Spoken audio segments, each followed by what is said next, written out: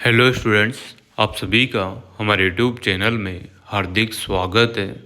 आज की इस वीडियो में बात करने वाले हैं पशु परिचर भर्ती परीक्षा जो भी स्टूडेंट देने वाले हैं वो ये वीडियो ज़रूर देख लीजिएगा, क्योंकि आप लोगों को ड्रेस कोड से संबंधित जानकारी और साथ में ही आपको क्या क्या चीज़ें लेकर जानी होती है एग्ज़ाम देने से पहले, किन किन बातों का आप लोगों को विशेष ध्यान रखना है, ये सारी जानकारी आप लोगों को इस वीडियो में मिलने वाली है। तो वीडियो आप लोग पूरा देखिएगा और अगर आप लोग चैनल पर नए हैं तो चैनल को सब्सक्राइब, वीडियो को लाइक और बेल आइकन जरूर दबा लीजिएगा। देखो स्टूडेंट, जो भी पशु परिचर भर्ती परीक्षा देने वाले स्टूडेंट हैं वो बिल्कुल यहाँ पर ड्रेस कोड का ध्यान रखिएगा और साथ में ही जो भी डॉक्यूमेंट्स आपको लेकर जाने हैं उनका विशेष ध्यान रखना है। तो चलिए एक एक निर्देश आप लोगों के सामने शेयर करता हूँ। पहला निर्देश यहाँ पर जारी किया गया है जिसमें लिखा हुआ है कि परीक्षार्थी OMR उत्तर पत्रक के अनुदेशों को भली प्रकार से पढ़ ले। यानी कि आप लोग जब भी एग्ज़ाम देने जाएं तो OMR शीट जो है उसको ध्यान से आप लोगों को देख लेना है, पढ़ लेना है। पेपर को भी आराम से चेक कर लेना है कि कहीं कटफट तो नहीं रहा, कोई क्वेश्चन में कोई मिस्टेक तो नहीं है ना। जब भी एग्ज़ाम हॉल में आप जाएँ उसमें आप लोगों को 10-15 मिनट दिए जाते हैं एक्स्ट्रा, यानी कि टाइम तो आपका वही रहता है पर आप लोग खुद अपने हिसाब से उसको देखें ताकि वो 10 मिनट के अंतर्गत आप लोग चेंज करा सकते हैं, अदरवाइज वो चेंज नहीं होगा, है ना। और इंग्लिश और हिंदी दोनों में आएंगे, तो जो आपको लगता है कि हिंदी में कोई ऑप्शन 2 बार दे रखा है तो आप इंग्लिश वाला चूज़ करके आप आराम से भर सकते हैं। इंग्लिश वाले को मान्य माना जाता है, ठीक है ना। परीक्षार्थी OMR उत्तर पत्रक के अनुदेशों को भली प्रकार पढ़ ले। OMR उत्तर पत्रक को भरने हेतु केवल नीले बॉल पेन का ही प्रयोग करें। उत्तर पत्रक के बबल अथवा गोले भरने हेतु उचित दबाव के साथ भरें ताकि कार्बन प्रति पर भी स्पष्ट प्रभाव आ सके। देखो, आपको जो OMR शीट मिलेगी उसके जस्ट नीचे कार्बन कॉपी रखी रहती है, जिसमें आप लोगों को जैसे ही आप गोले भरें तो सावधानी पूर्वक गहराई में भरें ताकि आपकी OMR शीट पर भी उसका प्रिंट आ सके, ताकि आप घर पर लेकर जाओगे OMR शीट की कार्बन कॉपी। OMR शीट तो आपको वहीं देनी है पर उसकी जो नीचे लगी हुई कार्बन कॉपी है वो घर पर लानी होती है आपको, तो वो आप लोग चेक करने में आसानी रहेगी कि आपने क्या क्या टिक लगाए हैं, क्या क्या नहीं लगाए हैं। तो नीले बॉल पेन का आप लोगों को प्रयोग करना है। पहली बात ये ध्यान रखिएगा, नीले बॉल पेन भी ऐसे लेकर जाने हैं जो पारदर्शी हो, यानी कि वो 3-5 रुपये वाले आते हैं वो वाले, जिसमें आर पार सारी चीज़ें दिख जाए, ऐसे पेन आपके होने चाहिए, पारदर्शी टाइप के, ठीक है ना। 2 पेन आप लोग लेकर जाइएगा जो चलते हो, ऐसा ना हो जाए कि एक पेन ले जाओ और गलती से वो चले नहीं तो आपको इधर उधर मुंह ताकना पड़े, है ना। तो 2 पेन कम से कम लेके जाने हैं, दोनों को अच्छे से चला कर लेके जाना ताकि वो दिक्कत ना करे। पहली बात तो आपकी कंप्लीट हो चुकी है। अब हम बात करते हैं दूसरा निर्देश जो दे रखा है उस पर बात करते हैं। परीक्षार्थी प्रश्न पत्र हल करने से पहले प्रश्न पुस्तिका और OMR के क्रम संख्या समान होना चाहिए।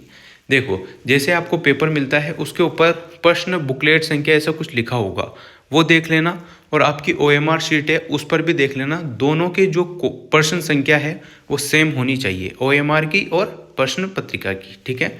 ये ध्यान रखिएगा। सुनिश्चित कर लिया जाए किसी प्रकार की भिन्नता या विसंगति होती है तो अभिजागर को रिपोर्ट की जाएगी, है ना। मतलब जो भी आपका एग्जामिनर है, जो भी उस हॉल में आए हुए हैं, जो भी टीचर हैं जो आपके पेपर ले रहे हैं, उनको आप लोग बता सकते हैं कि मेरी OMR शीट और प्रश्न पुस्तिका जो है मैच नहीं खा रही है, इनके जो नंबर है वो डिफरेंट है, तो वो 5 मिनट के अंतर्गत आप लोगों को दूसरी दे दी जाती है। ये ध्यान रखिएगा, ठीक है ना।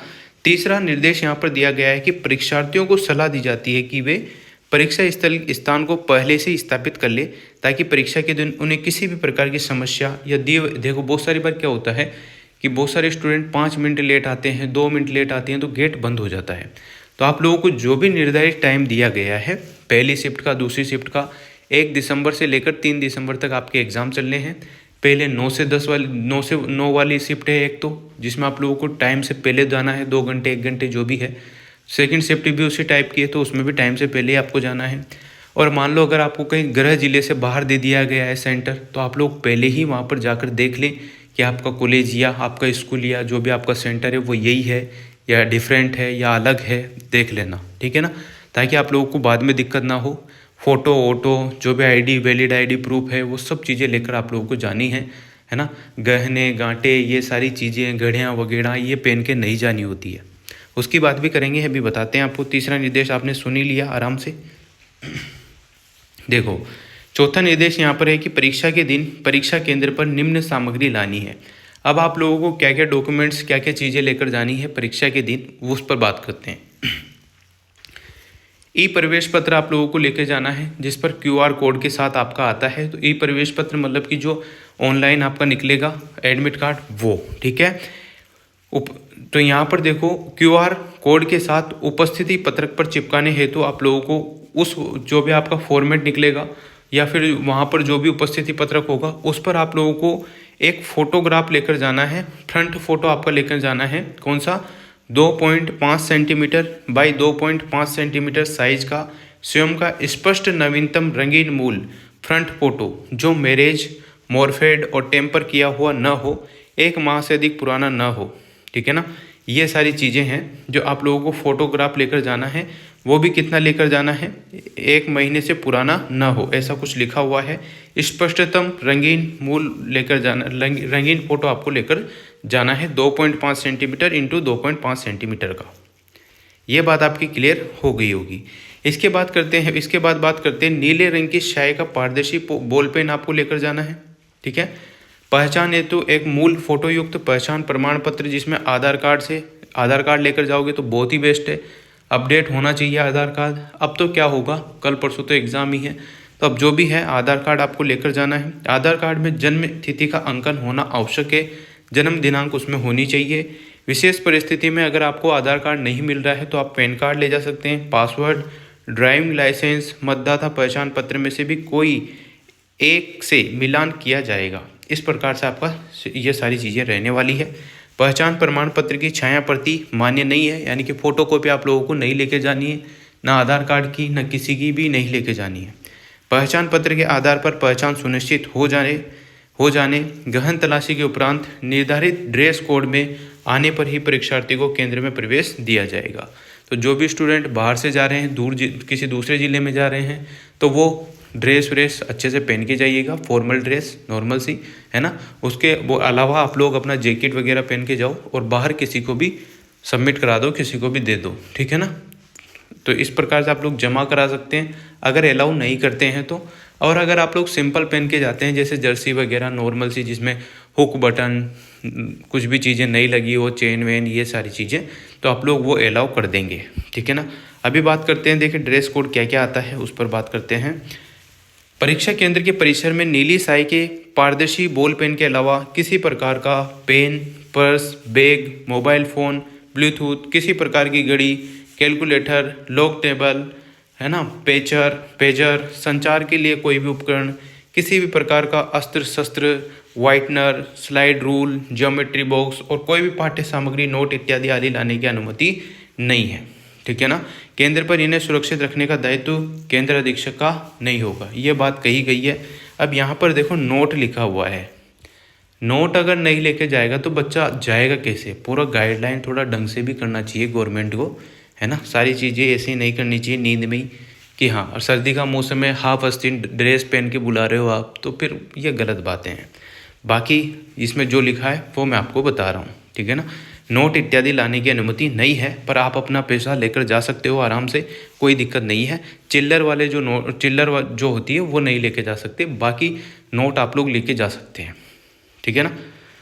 बात करते हैं परीक्षार्थी के विस्तृत अनुदेश, ड्रेस कोड तथा विशेष योग्य जनों के श्रुति लेखन हेतु दिशा निर्देश संशोधित विज्ञप्ति के अंतर्गत बोर्ड की वेबसाइट पर उपलब्ध है, अतः आप लोग यहाँ से देख सकते हैं। अब देखो मैं आपको ड्रेस कोड बताता हूँ, क्या आपको पहन के जाना है क्या नहीं पहन के जाना है। ड्रेस कोड में जो लड़के हैं वो यहाँ पर हाफ आस्तीन की शर्ट, टी शर्ट, लोअर पहन के जा सकते हैं, पैंट पहन के जा सकते हैं, ठीक है ना। जीन्स पहन के जा सकते हैं जो सिंपल हो, जिसमें कोई हुक बटन वगैरह ये चीज़ें ना हो। इस टाइप से आपका प्रोसेस है। और हो सकता है सर्दी का मौसम हो, सुबह की शिफ्ट में, तो आप लोग जर्सी पहन कर जा सकते हैं जिसमें कोई भी चिट बटन या चेन वगैरह न लगी हो, ठीक है ना। ये प्रोसेस रहने वाला है। बाकी अगर जर्सी आपकी खुला दी जाती है तो आप लोग वहीं खोल सकते हो, आराम से सेंटर में कहीं भी रख सकते हो, है ना।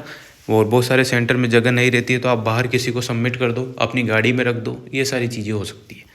बाकी आधी अधूरी गाइडलाइन है ड्रेस कोड से संबंधित। कभी ये लोग कहते हैं कि पूरी ड्रेस पहन के आ सकते हो, कभी कहते हैं कि आधी पहन के आ सकते हो। तो वही बात है, आप लोग सीधी सी बात है कि हाफ आस्तीन की शर्ट पहन के जाना, शर्ट टी शर्ट जो भी, और लोअर पहन के जाना सबसे बढ़िया है, जो आपको कोई दिक्कत ही ना हो। ठीक है, तो ये बात है। और अगर महिलाओं की बात करें तो महिलाओं के लिए सलवार सूट है ना, सलवार सूट आप पहन के जा सकती है, लोअर टी शर्ट आप लोग भी पहन के जा सकती है, लोअर शर्ट भी पहन के जा सकती है हाफ आस्तीन की, इस टाइप से आप लोग पहन के जा सकते हो। नॉर्मल साड़ी भी आप लोग पहन के जा सकती हो। बाकी आपके जो गहने हैं, नाक नोज़ पिन है, एयर पिन है, ये सारी चीज़ें आपको घर पर ही रख के जानी है या एग्ज़ाम सेंटर के बाहर जमा करा देनी है। ठीक है ना, जो भी आपके साथ जाते हैं उनको दे देनी है। घड़ी वगैरह, वॉच वगैरह, मोबाइल वगैरह, हाथ में कंडे डोरे, ये सब चीज़ें बाहर ही खोलने को कहा गया है इनके हिसाब से। बाकी देखो, परीक्षा के संबंध में विभिन्न सोशल मीडिया पर होने वाले भ्रामक प्रचार पर विश्वास नहीं करना है आपको, वरना ये डी बार फी बार जो भी है वो आपके देखने को मिल सकती है। किसी भी अभ्यर्थी को परीक्षा समाप्त होने से पहले परीक्षा कक्ष या हॉल छोड़ने की अनुमति नहीं दी जाएगी। उस परीक्षा का जो टाइम है उसके 2 घंटे पहले तो आपको जाना है। ठीक है ना, 2 घंटे तक वहाँ पर जो भी आप करते हैं नॉर्मल बैठे रहना है, वही करना है।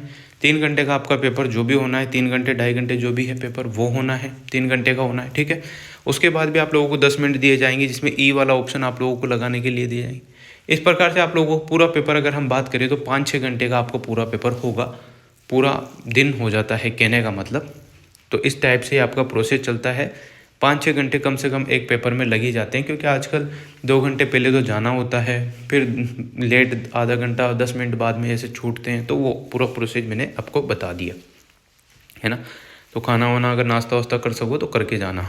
ठीक है, चलिए इसके बाद बात करते हैं कि ई प्रवेश पत्र प्रोविजनल है। परीक्षार्थी को परीक्षा में बैठने से पूर्व अपनी पात्रता के संबंध में स्वयं संतुष्ट हो जाना चाहिए। उसको देख लेना चाहिए कि मेरी जेब में कुछ चीज़ें ऐसी तो नहीं आ गई जो मेरे लिए नुकसानदायक हो। ठीक है ना, यदि किसी भी स्तर पर पाया जाता है तो उम्मीदवार ने कई आवेदन जमा किए हैं तो उसकी उम्मीदवारी रद्द कर दी जाएगी और राजस्थान कर्मचारी चयन बोर्ड द्वारा आयोजित सभी भविष्य की परीक्षाओं से वंचित करने हेतु सहित कानूनी कार्रवाई की जाएगी।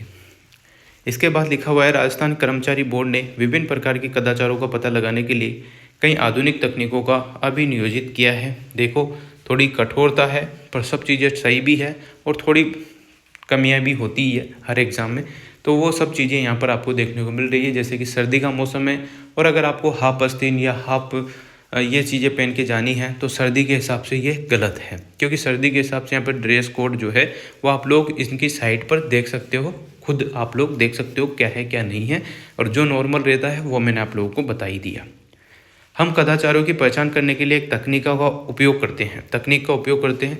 हम अभ्यर्थियों के द्वारा दिए गए उत्तरों के मध्य संदिग्ध समानता की पहचान करने के लिए प्रश्नों और उत्तरों के लोग का विश्लेषण करते हैं। RSSB असामान्य उत्तर देने वाले व्यवहार की पहचान करने के लिए उम्मीदवारों के परीक्षा लॉग की भी समीक्षा करता है और ऐसे उम्मीदवारों की CCTV रिकॉर्डिंग के साक्ष्य यानी कि रिकॉर्डिंग करते हैं, कैमरा वगैरह आप लोग जानते ही हैं तो सारी चीज़ें। तो ये सारी चीज़ें होती है, आपकी चेकिंग वेकिंग की जाती है, बहुत सारी चीज़ें हैं जिनका ध्यान रखा जाता है। तो इस टाइप से आप लोगों का ये पूरा प्रोसेस रहने वाला है। अगर आप लोगों को वीडियो अच्छी लगी हो तो like comment share and subscribe, और आराम से आप लोग एग्ज़ाम दें, अच्छे से दें। कोई घबराहट आपको नहीं कर लेनी है कि ऐसा और वैसा, वो नहीं। आराम से एग्ज़ाम दोगे तो अच्छा एग्ज़ाम जाएगा। Wish you all the best.